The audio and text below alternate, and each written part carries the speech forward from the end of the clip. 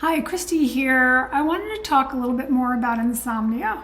Someone had mentioned in a comment that the classic things suggested for insomnia didn't help her at all. And she'd been kind of waiting for me to record something else about insomnia. So here I am. The interesting thing for me with insomnia is that there seems to be so many flavors, so many different ways it shows up in people's lives, and so many different root causes. I worked with someone who had trouble sleeping pretty much all of her life. And when we went into her Akashic records, it was clear that it was related to a past life trauma, where there was a fire at her home. She was a child. She was attempting to save the rest of her family, and they all perished. And she survived.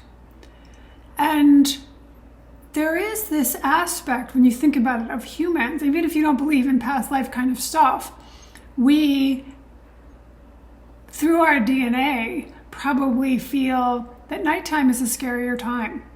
You know, that's when things would happen under the cover of darkness. That's when certain creatures would come out. Like, there's a lot of ways in which nighttime had particular meanings for us as humans. And we didn't have shelter like we have now, right? We'd be out in the open. Who could relax? Who could sleep? There's an element of sleep that's surrender, of letting go, whether it's letting go of thoughts or letting go of your muscle tension or just being willing to not be in charge and to let dreams come or whatever.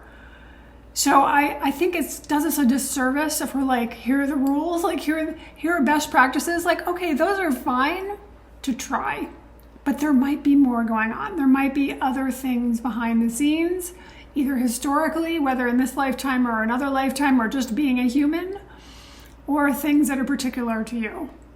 So I always hesitate to get too dogmatic about what will help, because even for myself, like, something will work one time. I don't have a big problem with insomnia, just occasionally, but when I do, I'll try different things, and sometimes one thing works and sometimes something else works. And for someone else, it might be like, every time if I do this, that's like the magic bullet. So to me, it's almost like a fingerprint. It's almost like something unique to each one of us, and we have to find our way through it.